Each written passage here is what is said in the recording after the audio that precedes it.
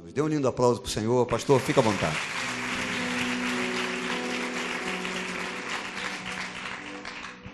Aleluia. Boa noite, amados. Como já foi dito, meu nome é Alan. É um prazer estar aqui com vocês. E é bom quando a gente viaja assim para perto, né? Porque eu posso hoje estar com a minha esposa, Érica, está aqui comigo. Estou com alguns irmãos da igreja. É bom, a gente pôde viajar junto. A gente saiu de Macaé um pouco mais cedo, aí paramos, almoçamos, aí comemos, fizemos um lanche no meio do caminho. Aqui eu pude encontrar um filho, que é o Peterson, né, que mora aqui do lado, em Tanguá, mas que congrega lá conosco em Macaé. E agradeço a igreja, sabe? O convite é a oportunidade de poder, que acabou proporcionando, né? Graças ao convite eu pude fazer essa viagem com esses irmãos da igreja, uma viagem agradável. A gente veio conversando muito pelo caminho e é sempre um momento bom. Eu e minha esposa temos um casal que ficou em Macaé, a Eduarda, de 14 anos, e o Johan, de 13 anos. Não vieram dessa vez por causa da escola, mas enfim. Em Macaé nós também pastoreamos uma igreja que tem por nome Betânia, né? Mas lá Betânia é uma casa de amor, que nós entendemos que a igreja deve ser uma grande casa, né? Uma casa de amor, aonde a correção é fruto não da vaidade em querer provar, né, que eu tô certo e que você está errado, ou vice-versa, mas a correção é baseada no amor. A correção é para gerar vida, e não simplesmente para dizer que você está errado. Não. Então, por isso, Betânia, por entender a importância que Betânia tem na vida de Cristo, né? É um lugar extremamente importante na vida do Messias. É um lugar que ele gostava de estar, era um lugar onde ele era bem recebido. E estamos tentando ser uma casa que abriga tanto a presença da divindade, como também recebe a humanidade. Uma casa que adora a divindade e uma casa que serve a humanidade. Nosso ministério, então, é baseado nisso, em serviço, amados.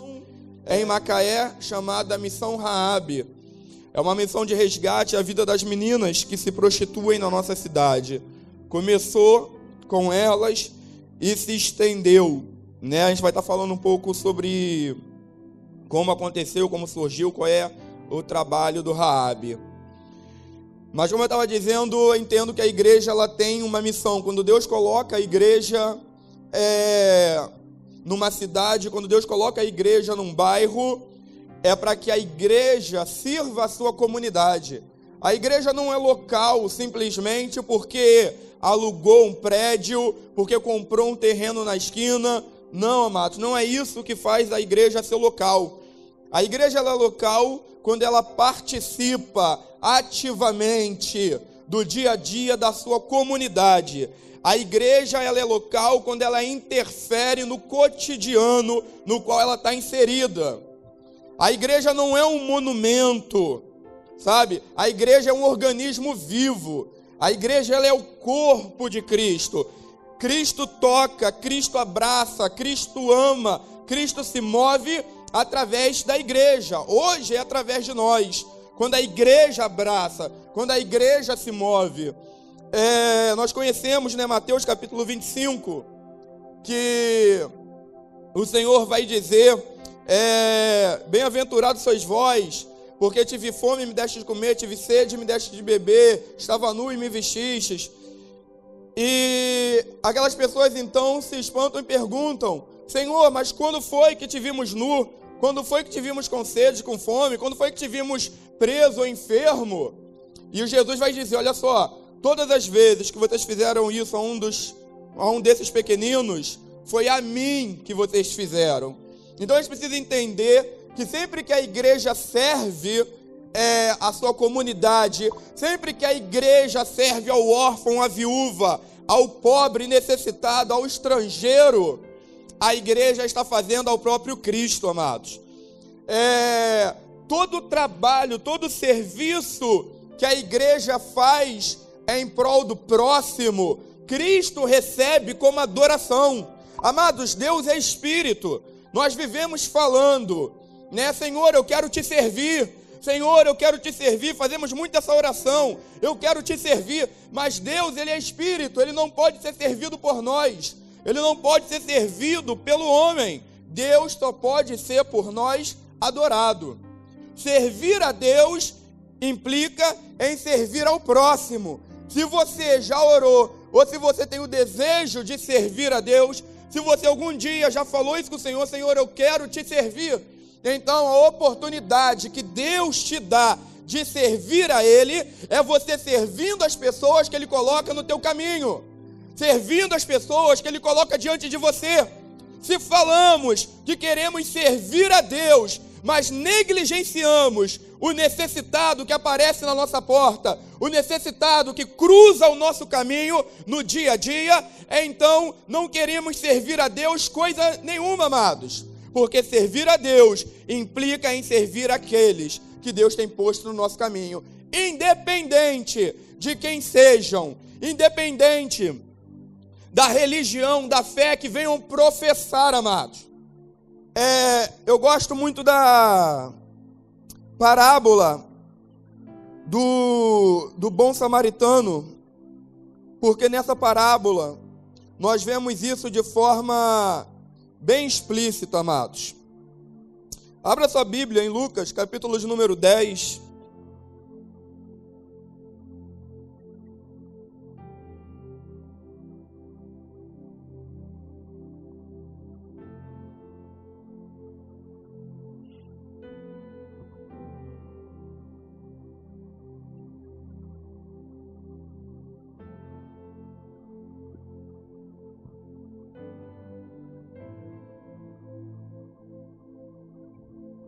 Lucas capítulo 10, verso de número 25.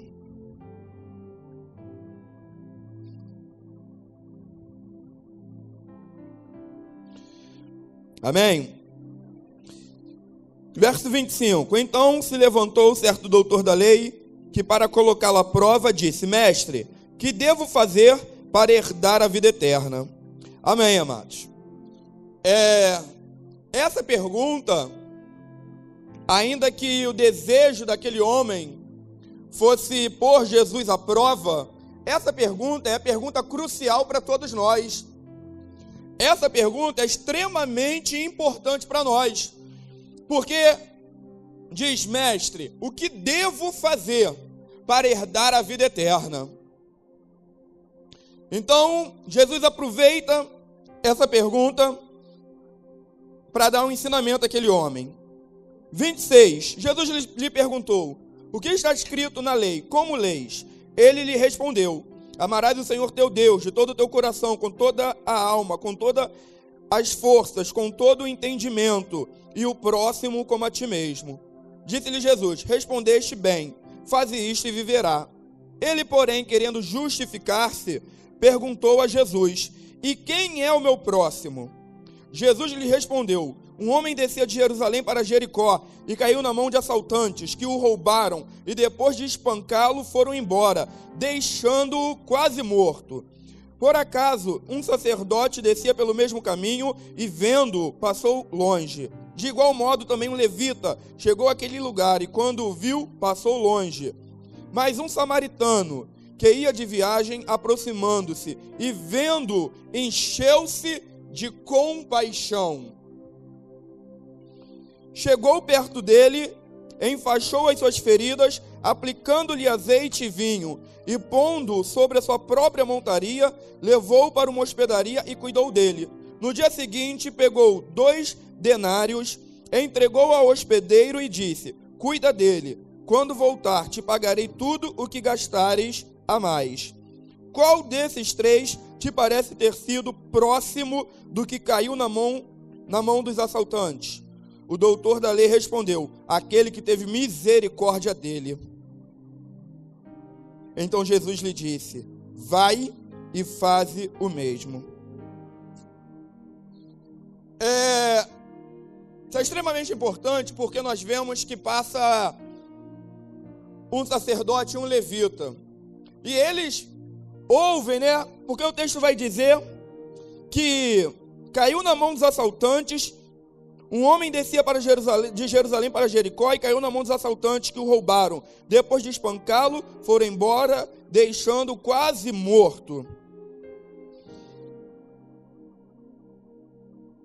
Então passa o sacerdote e o levita, eles veem esse homem, provavelmente esse homem estava ali angustiado, aflito, gemendo de dor, porque o texto diz que ele estava quase morto, à beira do caminho. E nem o sacerdote e nem o levita se compadecem do sofrimento daquele homem que estava à beira do caminho quase morto. Mas aí vem um samaritano, e nós conhecemos bem a história, que vai dizer que samaritanos não se davam bem com judeus. Só que para aquele samaritano não importava a nacionalidade da pessoa espancada. Não importou para o samaritano a origem, a classe, a cor. O samaritano não se aproxima daquele homem e pergunta: qual é a sua fé? Qual é a sua religião? Em quem você acredita? Você acredita em Buda, Maomé ou em Cristo? Você é de onde? Aquele samaritano não faz pergunta, não questiona. Ele não está preocupado com nada a não ser o fato que existe um ser humano, alguém semelhante a ele, mas que está numa posição muito diferente da dele naquele momento. Ver aquele homem espancado, ver aquele homem agonizando, próximo da morte, foi suficiente para que o samaritano se movesse de íntima compaixão em direção ao que sofria. Quantas das vezes, amados, antes de ajudar alguém, nós perguntamos: não, mas é para quem? Amados, quando o Tiago diz que é deixar de fazer o bem, aquele que pode fazer o bem se nega, peca, ele está dizendo sobre isso. Sempre que há em nós a possibilidade de socorrer o que está em necessidade, sempre que há em nós a possibilidade de ajudar aquele que necessita e nós nos negamos a fazer isso, nós estamos pecando. Por quê? Porque há em mim a possibilidade. Se há em mim a possibilidade, eu nego, então eu sou mau. Se eu sou mau, se eu que sou cristão me nego a fazer o bem, aquele que quando há em mim a possibilidade e fazer isso me torna mal, então eu que sou cristão, eu que professo a fé cristã, não me pareço com o Cristo a qual eu digo seguir. Eu não me pareço com o Cristo que eu professo. E ser cristão, amados, o que me caracteriza como cristão, o que comprova a minha cristandade, não é um título que eu traga sobre mim, não é a oferta, o dízimo que eu deposito no gasofilácio, não é ter o nome arrolado no hall de membros de uma igreja e nem frequentar uma igreja aos domingos. O que me caracteriza como cristão não é pregar a palavra, não é tocar ou cantar no louvor, amados. O que me caracteriza, o que me identifica como um cristão para o mundo é ser ou não, é se eu sou ou não a imagem do Cristo que eu digo seguir, amados. Se eu faço tudo isso, se eu congrego numa igreja ao domingo, se eu canto, se eu prego, se eu trago um título sobre a minha vida, mas eu não me pareço com o Cristo que eu digo seguir, então o mundo vai ter sempre uma confusão na mente, vai ter sempre uma interrogação. Por quê? O Cristo que nós pregamos, o Cristo que testemunhamos, muitas das vezes é diferente do Cristo que nós manifestamos, amados. E aí nós não entendemos por que o mundo não atende os nossos apelos. E na maioria das vezes, estamos tão cegos que a nossa resposta, que é para nós muito mais fácil dizer: o mundo não quer nada com Deus. Mas eu não vejo Paulo dizendo isso em Romanos. O que eu vejo Paulo escrever é o seguinte: toda a criação aguarda com grande expectativa pela manifestação dos filhos, porque os filhos sabem aonde o pai está, os filhos sabem como encontrar o pai. Somente os filhos podem levar esse mundo ao lugar onde o pai se encontra. Então entenda que o mundo não quer uma definição de cristianismo. O mundo não espera de mim e de você uma definição teológica ou filosófica do que seja cristianismo. O mundo espera uma manifestação cristã em nós, amados.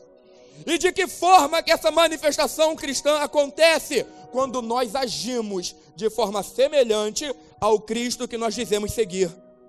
Quando nós agimos com graça. Quando nós agimos com misericórdia. Quando nós agimos com amor.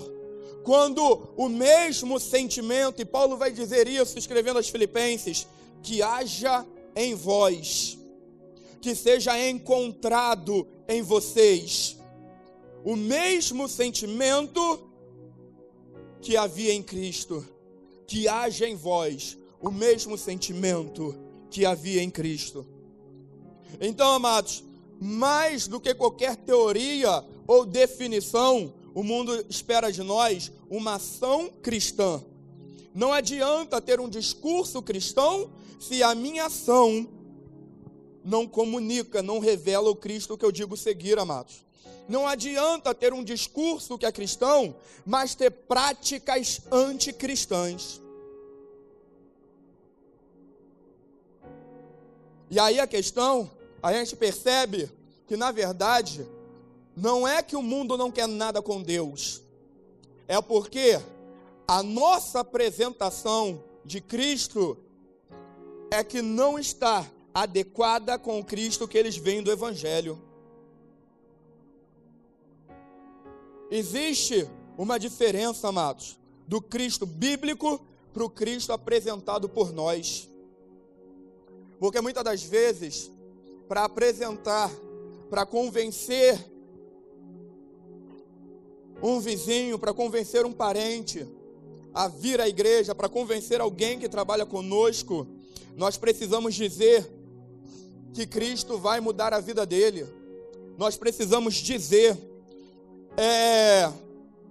que Cristo vai dar coisas a essas pessoas.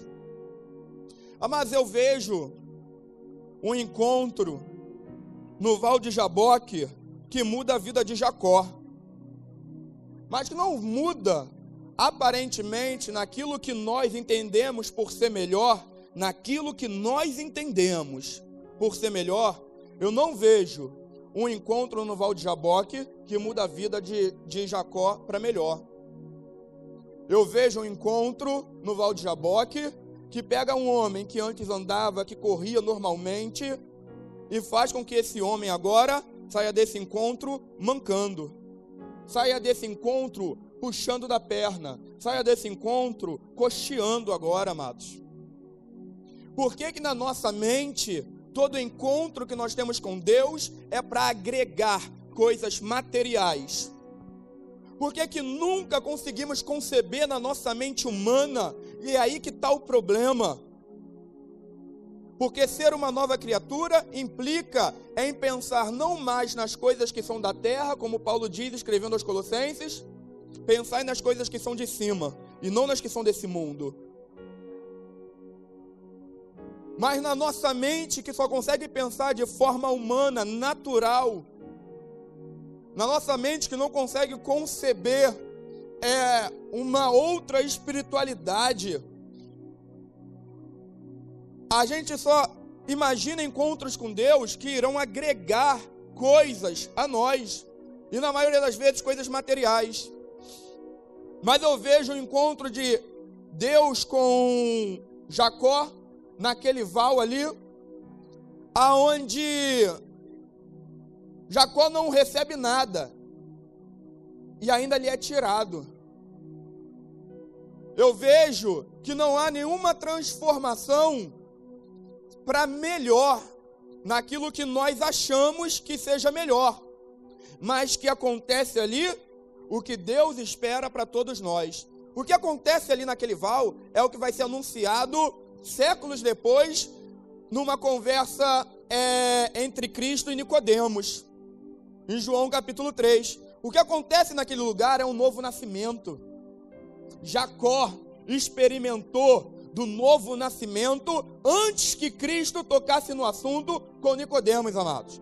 Porque nascer de novo significa ser uma nova criatura. Aquele que está em Cristo, nova criatura é.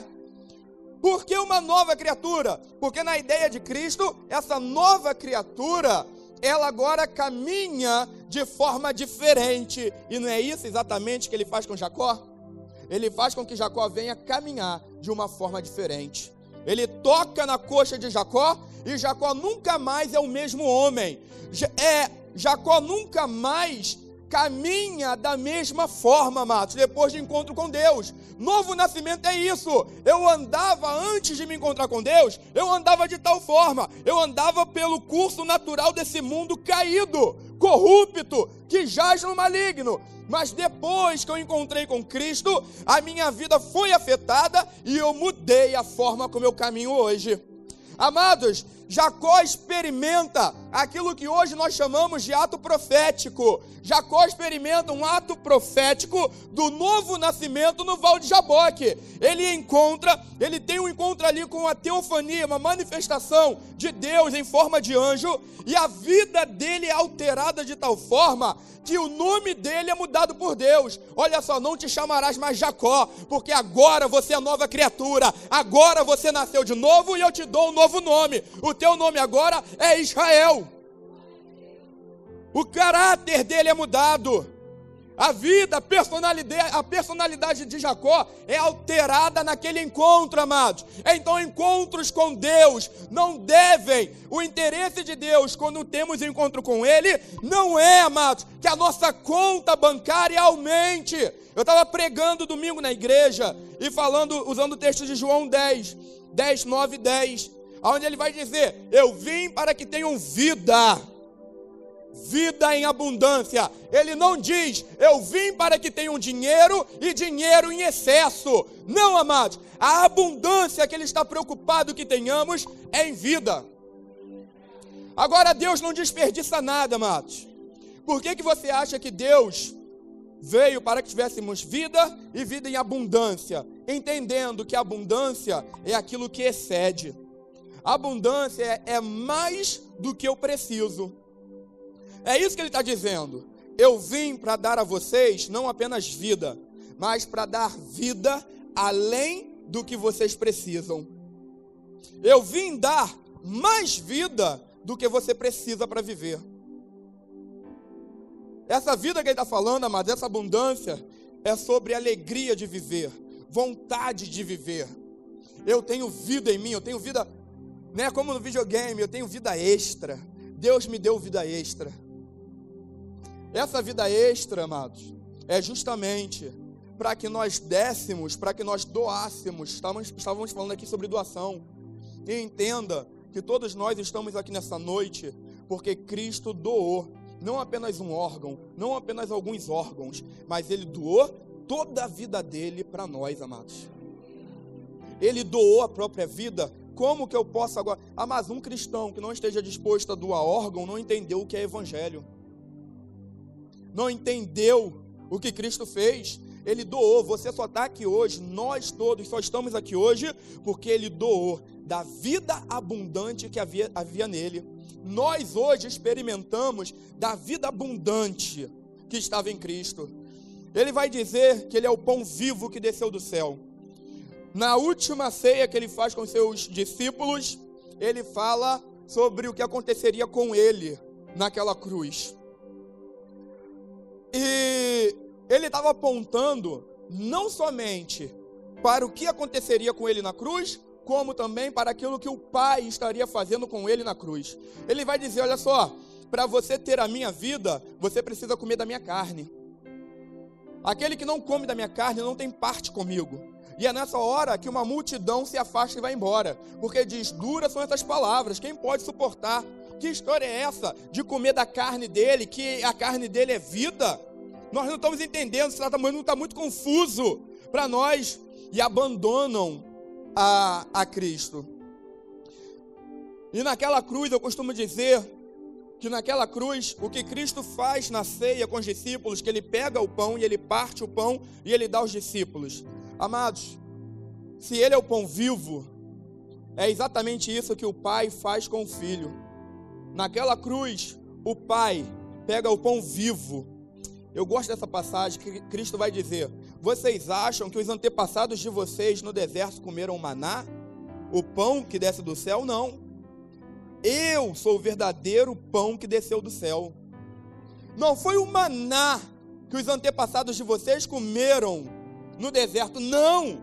O pão de Deus, o pão que desce do céu, é aquele que dá vida a todos vós. Eu sou o pão vivo que desceu dos céus. Então o que acontece naquela cruz é o Pai pegando o Filho e partindo o Filho e repartindo com todos nós, amados. O Pai, na verdade, serviu uma grande ceia na cruz do Calvário, amados. E nós estamos aqui porque, graças a Deus, pela misericórdia, você alcançou um pedacinho desse pão. E você comeu e recebeu a vida eterna, amados. É isso que acontece. Se alimentar dele, amados, para que nós possamos ser como ele é. Eu preciso me alimentar de quem Cristo é. O que o Evangelho quer fazer conosco não é nos melhorar, amados. Tem muita gente achando que é cristão hoje, porque antes bebia, fumava e dançava pagode, e hoje não bebe, hoje não fuma, não dança pagode, porque antes traía sua esposa ou traía seu marido, porque antes não era um bom pai, e agora não trai mais a esposa, não trai mais o marido, agora é um bom pai, e achando que isso é suficiente para ser nova criatura. Mas eu conheço pessoas do mundo, eu conheço pessoas que não congregam numa igreja, e eu acredito que vocês também devam conhecer alguns. Pessoas que nunca colocaram o pé numa igreja, mas que são ótimos pais. Às vezes até melhor do que nós que estamos na igreja. Existem, amados, homens que são fiéis às suas esposas, que amam as suas esposas. A minha esposa, ela tem os tios. Tio Zé e a tia Marina tem quanto tempo? 70 anos de casados. E aquele homem, mesmo já com mais de 50 anos de casado, algumas vezes eu presenciei, ele chegava em casa e levava uma rosa, levava uma flor para sua esposa. Você tinha que ver os dois velhinhos, e ele abraçando ela: essa aqui é minha nega, eu amo com carinho com ela. E o testemunho que eles têm na família é que eles não conhecem nenhum casal como eles, e não professam a nossa fé. Então eu conheço, existe, amados, pessoas assim, homens que não têm nenhum vício, homens que trabalham, que dedicam a vida à sua família e não estão dentro da igreja. Aí eu te pergunto, esses homens vão ser salvos só por causa disso? Até onde eu leio em João, capítulo 3, vai dizer que aquele que crer em Jesus Cristo será salvo. Quem não crê está condenado, amados. Amar, Deus ama a todos, mas ser amado por Deus não significa ser salvo por Deus. Porque o requisito para a salvação não é ser amado. O requisito para a salvação é crer e professar o Senhor Jesus Cristo como o único Senhor e Salvador, amados. Então entenda que aqui, amados, o reino de Deus não é movido apenas por homens que foram melhorados. Eu conheço pessoas que entraram no AA e que antes eram alcoólatras, pessoas que bebiam até cair e que entraram no AA e pararam de beber. Pessoas que agora frequentam o NA e pararam de se drogar. Algumas que não frequentam nada disso, mas que pararam com seus vícios. O meu sogro parou de beber e de fumar sozinho, sem frequentar nada. Um dia ele falou: não bebo mais, e não bebeu mais. Um dia ele falou, não fumo mais. E não fumou mais. E nós estamos achando que porque paramos com práticas é suficiente. Amados, conversão fala de uma mudança, uma regeneração do coração. Nós não vivemos mais no Antigo Testamento, não estamos mais na lei, amados. A lei só podia punir as práticas. Novo Testamento não, amados. A graça vem para corrigir desejo. Por isso que Cristo fala, olha só, se você cobiçar uma mulher no teu coração, você já pecou. Se você odiar o seu irmão, você já pecou. Porque o que a lei quer fazer é corrigir o desejo do coração. Porque no Antigo Testamento, eu podia não chegar a praticar o ato. E eu podia morrer com o desejo. Porque eu não seria julgado pelo desejo, eu só seria julgado pelo ato. Mas na graça não, amados. Na graça, se o Senhor corrige o desejo, se o coração é regenerado, eu nunca vou chegar à prática. Eu nunca vou cometer o ato. Por quê? Porque no coração não há o desejo. É isso que o Espírito vem fazer em nós, mudar. Isso é ser nova criatura, amados. Isso é nascer de novo. Então, eu entendo que ser cristão é ser semelhante ao Cristo que eu prego. E a palavra cristão significa isso. A palavra cristão significa pequeno Cristo. Agora a pergunta é, quando nós estamos andando nas ruas, na segunda, na terça, na quarta-feira, quando nós estamos na nossa faculdade, na escola, nós estamos no mercado, na farmácia, na padaria, as pessoas ao olharem para você, elas veem Cristo na tua vida, elas se identificam como cristão. Eu costumo dizer que a gente precisa ser, de certa forma, precisamos ser cristão como Pedro era cristão quando estava negando a Jesus. Agora, olha só o paradoxo, amados. Que história é essa que eu preciso ser cristão como Pedro quando estava negando a Jesus? O que Pedro tinha de cristão quando estava negando a Jesus? Por que eu tenho que ser tão cristão quanto Pedro quando negava Jesus, enquanto negava Jesus? Porque se a gente for ver o texto, Pedro nega Jesus por 3 vezes. Ele fala da primeira vez, chama, você por acaso não é um deles? Não, eu não sou um deles. Aí passa um tempo pela segunda vez, não, você é um deles, a gente já te viu com eles, nunca vi esse Jesus, nunca andei com esse grupo de pessoas, não sei quem é, não sou um deles. Aí pela terceira vez, você é um deles sim, você esteve com eles sim, você faz parte do grupo deles sim. Não sou, não ando com eles, não os conheço. Anda assim, porque tudo em você denuncia que você é cristão. O seu cheiro é de cristão, a forma como você fala é de cristão, a forma como você se veste é de cristão, está estampado na sua cara que você é cristão. Pedro, ele era tão cristão que mesmo tentando negar que era, não conseguia, amados. Agora, nós estamos gritando, eu sou cristão, eu sou cristão. E nem assim, algumas das vezes, o mundo está acreditando em nós. Pedro, negando que era cristão, conseguiu ser mais cristão do que alguns de nós, afirmando categoricamente que somos. Por quê, amados? Porque ser cristão fala de uma nova vida. Tudo em mim foi alterado, tudo em mim foi transformado. Eu não mudei apenas as minhas roupas, eu não mudei apenas o meu linguajar, eu mudei o meu caráter, porque o meu coração foi regenerado. E só quando essa mudança acontece, amados, é que nós conseguimos amar as pessoas, independente de quem elas sejam. Porque se para você amar alguém depende do que essa pessoa faz para você, você não entendeu o que é amor dentro do Evangelho. Porque nós viramos a cara, viramos o rosto para Jesus e Ele permaneceu nos amando todo o tempo. A grande loucura da graça, a grande loucura do Evangelho é que Jesus vai amar até o fim aquele que não crê nele. Jesus vai amar até o fim aquele que escolheu, que decidiu não acreditar nele. O fato de alguém não crer em Cristo não é motivo para Cristo para que ele deixe de amar essa pessoa. Porque o amor que ele tem não depende do que nós fazemos.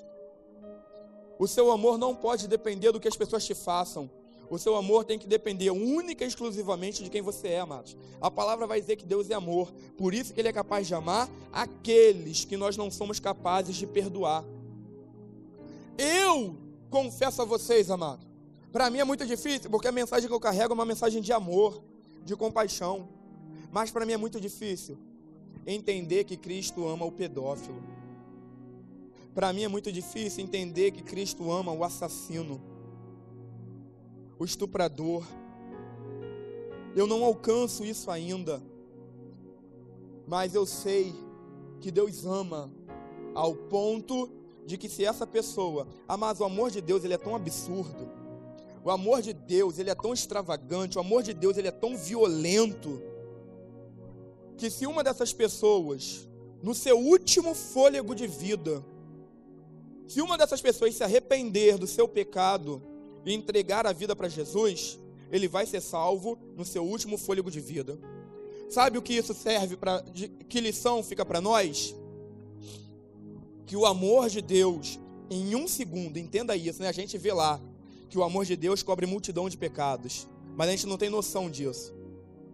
Sabe o que isso significa, amados? É que o amor de Deus, em uma fração de segundo, o amor de Deus em um último suspiro é mais poderoso do que toda uma vida em pecado. Porque um minuto de arrependimento é capaz de apagar toda uma vida de pecado, toda uma vida de maldade. Não importa se você viveu 70 anos, se você viveu 80 anos no pecado, matando, fazendo tudo aquilo que não poderia ser feito. Se no último segundo da sua vida você se arrepende, aquele último segundo vai anular os 80 anos que você levou longe de Cristo. Isso é amor de Deus, amados. E nós estamos escolhendo a quem amar. Nós estamos selecionando as pessoas que nós queremos amar. Esse samaritano, ele não quis saber quem era. Ele não quis saber o que tinha acontecido. Isso aí, talvez ele fosse ver depois. Não, depois que ele estiver curado, depois que ele estiver bom, eu pergunto quem ele é, eu pergunto o que aconteceu com ele para ele estar nessa situação, mas agora eu estou vendo alguém que necessita da minha ajuda e alguém que eu posso ajudar. Então só me importa uma coisa, é fazer algo por essa pessoa, é transformar a vida dele. E é isso que ele faz, amados. Com esse entendimento, nós começamos a fazer o Missão Raabe. Eu não gostava de evangelismo. Eu não gostava, nem um pouco, de evangelismo. Quando o pastor falava que ia ter evangelismo, eu falava, pra quê? Não, a gente vai lá falar do amor de Jesus. Eu falei, não quero falar do amor de Jesus para ninguém. Eu não conheço essas pessoas, eu não amo. Eu não quero ir, eu tenho vergonha. Eu não sei o que falar. E talvez muitas pessoas aqui tenham esse problema com o evangelismo. Porque não sabem o que falar, porque têm vergonha. E era o que eu sentia. E vinham falar para mim, não, mas você tem que ir porque o ID é obrigação. Aí eu falei, não, eu recém-convertido, saí do mundão, era do Rio de Janeiro, vivia nos bailes funk do Rio de Janeiro. Aí vieram falar, não, mas tem que ir porque o ID é obrigação. Eu falei, não vou. Vocês falaram que eu sou livre, vocês falaram que Jesus me libertou e agora vocês querem me obrigar a evangelizar? Não vou. Aí viram que não ia adiantar, que esse discurso não adiantaria comigo. Aí mudaram o discurso. Falaram para mim, não, mas você tem que ir porque o coração de Deus bate por almas. Aí eu falei, legal, manda ele ir, é o coração dele que bate, não é o meu? O coração dele bate por almas e eu que tenho que ir. Só que isso ajudou a mudar algo dentro de mim, amados. Eu fui para casa pensando nisso, eu falei, aí é que está o segredo. O coração de Deus bate por almas. E eu comecei a orar e falar, Deus, o meu coração precisa bater por almas. No dia que o meu coração bater por almas, ninguém vai precisar me mandar ir. No dia que o meu coração bater por almas, eu não vou por obrigação, eu vou movido por amor. Mas a igreja precisa parar de fazer por obrigação aquilo que Deus espera que ela faça por amor. João 3,16 para mim é a base, é o fundamento de todo serviço missionário, de toda obra evangelística. E o que nós vemos em João 3,16 é, Deus amou o mundo de tal maneira que enviou o seu Filho unigênito para que todo aquele que nele crê não pereça, mas tenha vida eterna. Agora você para aí, você dá um tempo aí e leia com calma.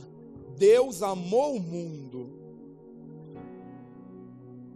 Amados, foi porque Deus amou. A motivação de Deus ao enviar foi ter amado. Deus não enviou o seu Filho por obrigação. Deus não olhou e falou, eu criei o homem pecou e agora eu sou obrigado a salvar o homem. Não é isso que Deus diz. Deus não diz, o homem pecou, o homem vai para o inferno e agora há uma necessidade de salvá-lo. Existe uma necessidade de salvação? Existe. Porque a palavra diz que todos nós estávamos mortos em nossos delitos e pecados, porque a palavra nos ensina que o salário do pecado é a morte. É claro que existe uma necessidade, mas ainda assim não foi a obrigação e nem a necessidade que motivou a Deus. Foi o quê? O amor. Deus amou o mundo. Ponto. Deus amou o mundo ao ponto de enviar o seu Filho para que o mundo fosse salvo pelo seu Filho. Não queira, amados, evangelizar aqueles que você não está disposto a amar, porque nem Deus fez isso. Amar fala de sentir prazer. Quando a palavra diz que Deus amou o mundo, a palavra está dizendo, Deus se deleitou na sua criação. Deus sentiu prazer em nós, e por isso escolheu nos salvar, porque Ele sentiu prazer em nós. E aí, então eu comecei a orar e falar, Deus, faz nascer amor no meu coração. Eu preciso amar as pessoas como o Senhor as ama. É isso, Deus. Enche o meu coração de amor. Eu preciso aprender a amar essas pessoas da mesma forma que o Senhor me amou. E eu comecei a pedir, Deus, expande o meu coração, dilata o meu coração, põe do teu amor em mim, Senhor. Eu não quero amar como o pastor ama, eu não quero amar como o meu irmão do lado ama, eu não quero amar como fulano, beltrano, ciclano amam. Eu preciso amar como o Senhor ama, porque o Senhor foi movido por amor. Quando o seu amor estiver em mim, o mesmo amor que moveu o Senhor vai me mover também. Amados, o problema é que nós fomos ensinados por gerações e gerações que o ID é uma obrigação. O ID não é uma obrigação, amados. O ID é um privilégio que Deus te dá. Para de encarar o ID como uma obrigação. Encare o ID por amor. Aprenda a amar como Deus ama. A maior característica de um cristão, amados, é o amor que ele tem. Deus é amor. Se eu sou filho, eu preciso ser parecido com meu pai. Eu preciso amar. Você precisa entender que isso não é uma opção, mas isso só nasce mediante a oração, amados. Sabe por que não amamos? Porque estamos distantes do Deus que é amor.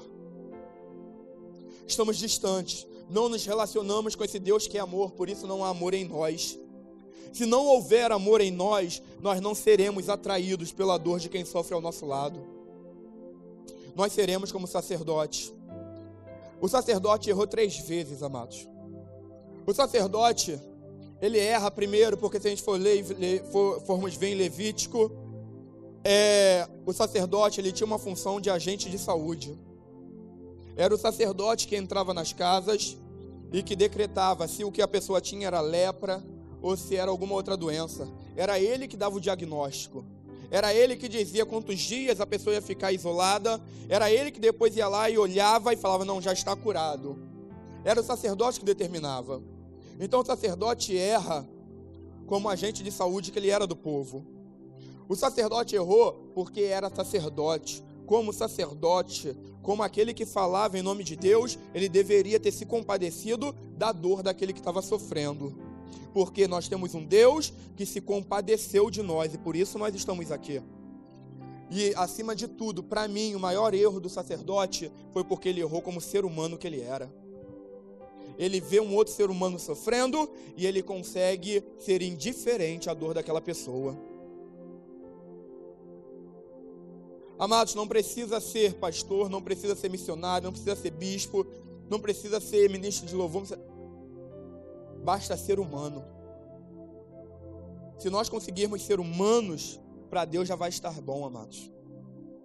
Porque ser humano significa se compadecer. Ser humano significa estar disposto a ajudar, amados. Se isso não há em nós, se não houver isso em nós, então não há característica nenhuma que nos identifique com Deus. Se eu não sou identificado com o Deus que eu sirvo, pelo amor que eu tenho, por estar disposto a servir as pessoas que me cercam, se eu não sou identificado com o Deus que eu sirvo pela compaixão que me move, então não vai ser a minha Bíblia que vai me identificar com esse Deus. Não vai ser vestir de crente, não vai ser cortar cabelo que nem crente que vai me identificar.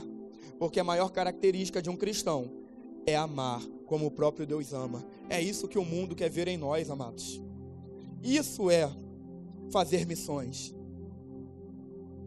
A missão não é viajar para algum lugar, amados. Nós temos a estranha imagem que fazer missões é viajar para outro país. Amados, fazer missões é alcançar outro ser humano. Isso é fazer missões. O problema para nós é que, para nós, o campo missionário é um país, é um estado. Para Deus, o campo missionário de Deus são pessoas sem Cristo, amados. Toda pessoa sem Cristo é um campo missionário para Deus. Se eu entendo isso, eu entendo que eu posso fazer missões no lugar onde eu estou agora. Eu não preciso ir para a África, ou eu não preciso esperar chegar na África. Porque alguns de nós serão chamados para outras nações. E se você for chamado para outra nação, vá. Mas eu quero te dizer que você não precisa esperar na nação que Deus pôs no teu coração, para que chegando lá você se torne um missionário. Porque, amados, até onde eu sei, Deus leva pessoas, seja para a Índia, seja para a China, seja para a África, seja para o Afeganistão, não importa. Deus leva pessoas que já estão fazendo hoje, já estão fazendo agora o que Ele espera que elas façam quando elas forem. Porque o que eu vou fazer em qualquer país, o que eu vou fazer em qualquer nação, não é diferente daquilo que eu já deveria estar fazendo no lugar onde eu moro, amados. Você quer saber qual é o teu campo missionário? Às vezes a gente está orando, Deus me mostra qual é o país, me mostra para onde eu vou, me mostra qual é o meu campo missionário. Amados, olha só, você não precisa de uma revelação de Deus não. Eu te falo agora qual é o teu campo missionário. Anota aí se você estiver anotando em algum lugar, para você nunca mais esquecer essa revelação profunda que eu vou te dar. Sabe qual é o teu campo missionário? Quer saber qual é o teu campo missionário? Abre a janela da tua casa. O que você vê diante dos seus olhos é seu campo missionário. É simples, amados. Não é difícil, não é complicado. É questão de entendimento. Amém? Gostaria de chamar aqui o Ministério de Louvor, alguém aqui do Louvor.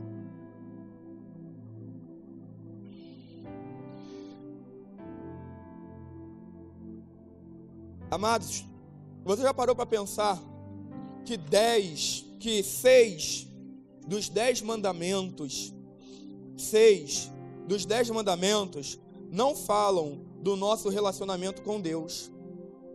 6 dos 10 mandamentos, não menos da metade, não a metade, mais que a metade dos 10 mandamentos não estão nos ensinando a nos relacionar com Deus. Estão nos ensinando a nos relacionar com o próximo. Por que isso? Porque não tem como eu me relacionar com Deus se eu não me relaciono com o próximo, amados. Se você não ama o seu irmão que você vê, se você não ama a pessoa que cruza o teu caminho todos os dias, se você não ama quem está diante de você, como é que você vai amar a Deus que você não vê? É mentira, amados. Deus não tem complexo, Deus não tem crise, nada disso. Por isso, se fosse qualquer um de nós dando os 10 mandamentos, nós daríamos 10 mandamentos. Já viu, agora já teve, ou está tendo ainda, não sei, o Rock in Rio. Aí você vê lá a lista, né, de exigências que eles pedem, que eles exigem, né, para poder vir. Se fosse eu, se fosse você, que dessemos os 10 mandamentos, 8, talvez até 9, seria ensinando os outros a forma como nós queremos ser tratados. nós usaríamos a maior parte disso para ensinar o outro a forma como eu quero ser tratado. Deus, Ele é tão Deus, amados. Deus, Ele é tão magnífico, que Ele pega 6 desses 10 mandamentos e diz: olha só, eu não tenho crise, eu não estou preocupado comigo não. Eu sei quem eu sou, e eu sou o que sou, independente de vocês. Eu sou o que eu sou, independente de vocês crerem ou não.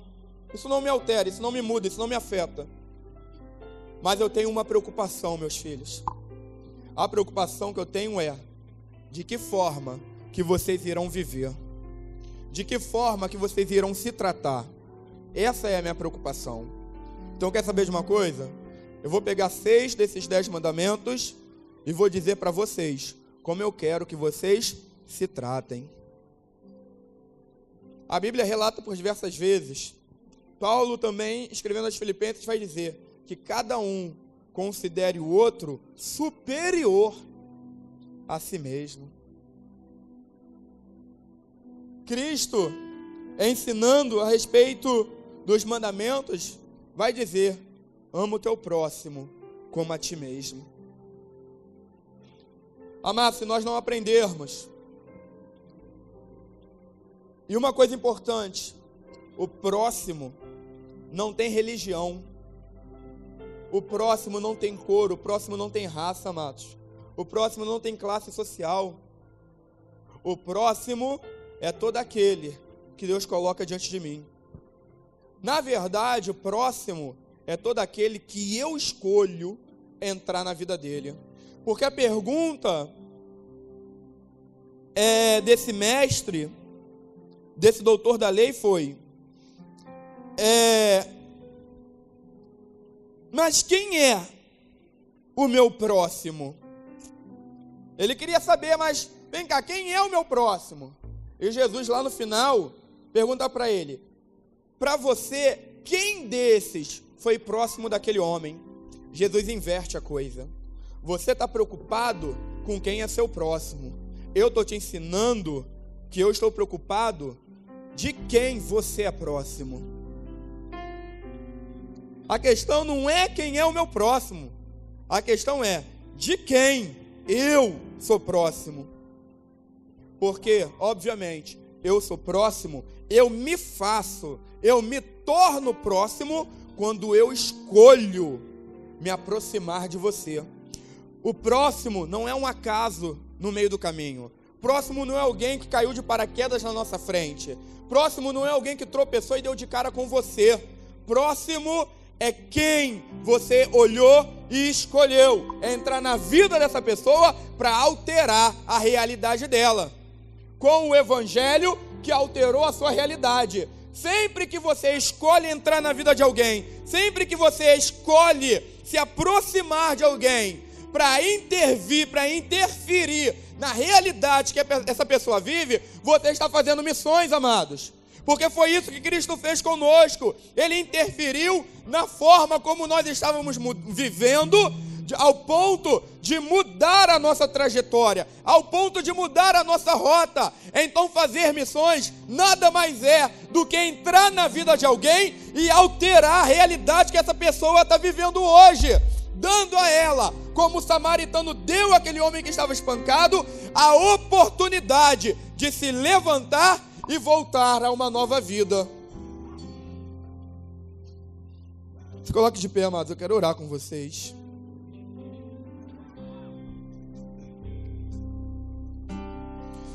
Eu estava orando pela minha cidade, isso há 6 anos atrás, e eu falei: Deus, eu quero servir a minha cidade.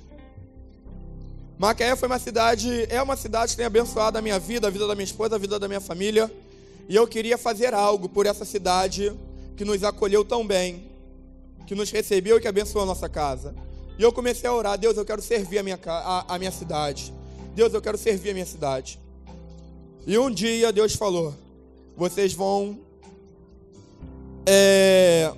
trabalhar com as meninas que se prostituem na cidade de vocês. E eu falei: Deus, mas eu não sei como que faz. Eu nunca evangelizei uma prostituta.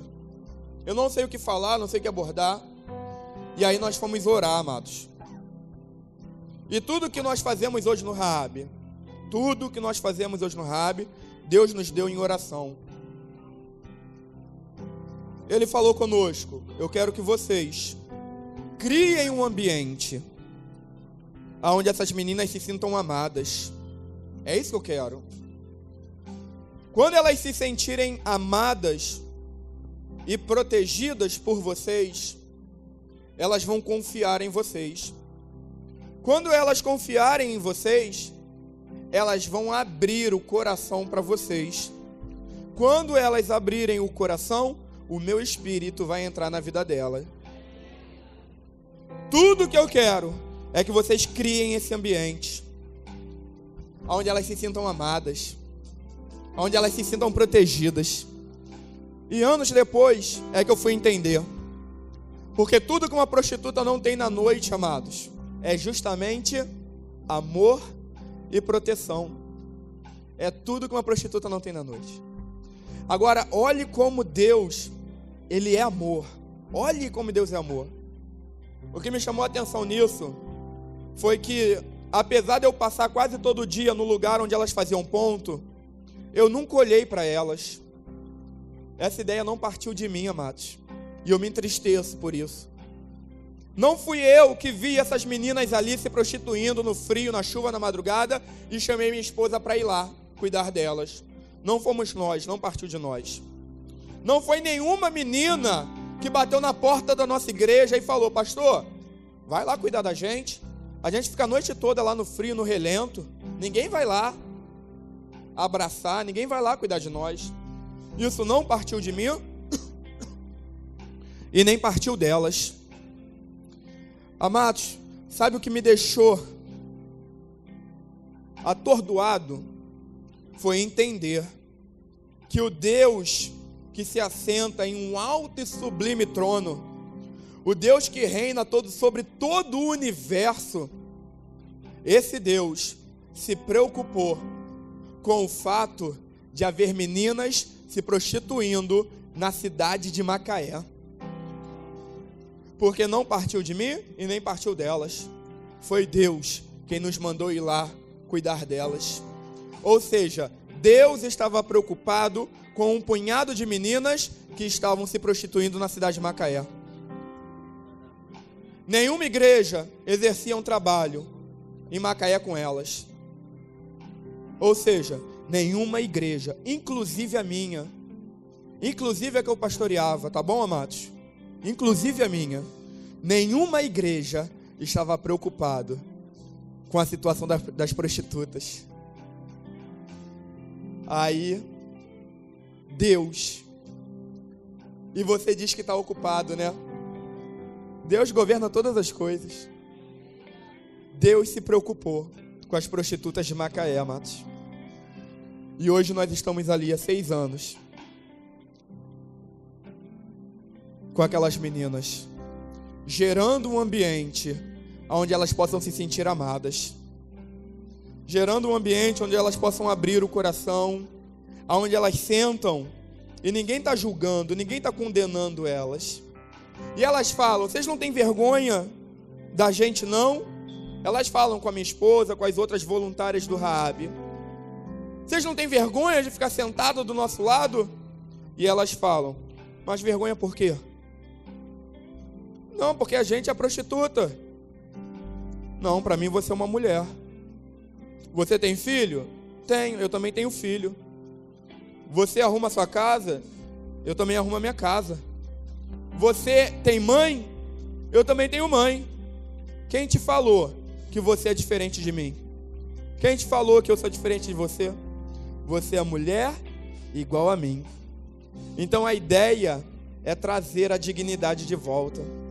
É fazer com que essas mulheres se vejam como elas são, mulheres, e não como a sociedade diz que elas são, amados. Agora eu te pergunto, tem algo mais simples que isso? Sabe o que é o Raab? O Raab é uma mesa dessas brancas de plástico, com café, pão, bolo, refrigerante, suco, água. Só isso. E nós chamamos essas meninas para sentarem e tomarem um café conosco. E ali, elas abrem o coração. Ali elas se sentem amadas. No primeiro Raabe que fizemos, uma menina chegou pra gente e falou: eu tenho família, eu tenho casa, eu tenho profissão. Eu não preciso disso aqui. Amanhã eu estou voltando para casa. Porque tudo que eu precisava ouvir de Deus, vocês falaram para mim nessa noite. É simples, amados. É amar. Eu não sei o que falar. Melhor ainda. Amados, eu tenho percebido que não saber o que falar não é problema no evangelismo. O problema é quando nós temos muito o que falar. Porque evangelizar é muito mais ouvir do que falar. Eu não sei o que falar. Amém, não tem problema. Evangelizar é amar. Não precisa falar nada. Só diz aqui, senta aqui, eu quero te ouvir. Vem cá, eu quero te abraçar. No Natal aconteceu isso. Uma voluntária saiu e a menina, a prostituta, chegou e falou: vem mesmo, vem expulsar o demônio de mim, eu estou com capeta no corpo. Isso aí mesmo, vem expulsar a pombagira. E a voluntária parou de frente para ela, abriu os braços e falou: não quero expulsar o demônio de você não, quero orar por você não. Eu quero te dar um abraço, posso te abraçar? E aquela mulher ficou desconcertada. Sabe por quê? Essa é a abordagem que ela está acostumada a receber por parte da igreja. Vem cá que eu vou expulsar o demônio de você. Vem cá que você está com a pombagira. Ela está acostumada a ser recebida assim. Sabe o que ela não está acostumada? Quando a igreja chega diante dela e diz: não, eu só quero te abraçar, posso te dar um abraço? Isso desconcertou aquela mulher. Então você não sabe o que falar? Não tem problema. Eu tenho certeza que você sabe abraçar. E aí Deus, que habita em nós, abraça através de você. E aí vem a cura, aí vem a restauração, aí vem quebrantamento. É o que Deus falou, elas vão abrir o coração para vocês. E na hora que elas abrirem o coração, deixa comigo, porque é nessa hora o meu Espírito entra e faz a obra. Isso é fazer missões, amados, é amar. É amar. Feche teus olhos.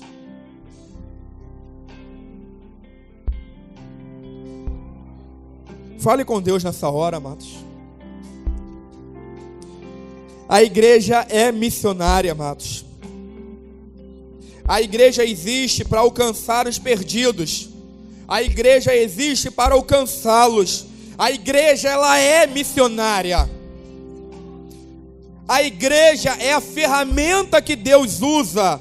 A igreja é o instrumento que Deus usa para tocar no mundo, para alcançar o mundo, amados. Nós somos os instrumentos que Deus está usando. Nós somos o instrumento que Deus quer usar para tocar, para alcançar essas pessoas. Deus habita em nós. Ele é uma realidade em mim e Ele é uma realidade em você. Libere essa vida de Deus que está dentro de você. Libere essa vida, libere esse amor. O amor cobre multidão de pecados. O amor quebranta, o amor restaura. O amor aproxima. O amor traz para perto. O amor opera milagres. O amor quebra cadeias. O amor despedaça grilhões. Nada se compara ao amor de Deus, amados. E é só isso que Ele espera de nós. Que nós amemos. Que nós amemos uns aos outros. Que nós amemos essas pessoas. Seja o samaritano para aquele que precisa. Se aproxime daquele que sofre. Se aproxime daquele que sofre no teu trabalho, daquele que sofre na tua vizinhança. Se aproxime dos que sofrem diante de você. Seja o samaritano na vida de alguém. Tem alguém sofrendo do teu lado. Tem alguém chorando que foi espancado. Talvez não por um ladrão, não por um assassino, mas talvez, amados, tem alguém que tem sido espancado violentamente dia e noite por Satanás, por seus demônios. Você pode ser o samaritano na vida dessas pessoas. Aquele que vai ser movido de íntima compaixão. aquele que vai tratar as feridas, aquele que vai passar óleo nas feridas, aquele que vai poder dizer: ei, eu vou cuidar de você, eu vim aqui cuidar das tuas feridas, eu vim aqui sarar as tuas dores, eu vim aqui tratar o seu íntimo, e eu vou ficar do teu lado até que você se recupere. Eu vou atuar. O samaritano deixou dinheiro, amados. Talvez você não tenha dinheiro, mas você pode doar o seu tempo. O nosso chamado não é só para repartir o que temos. Repartir o que temos é fácil. Repartir o que temos fala de dar dinheiro, fala de dar comida, fala de dar roupa. Isso é repartir o que temos.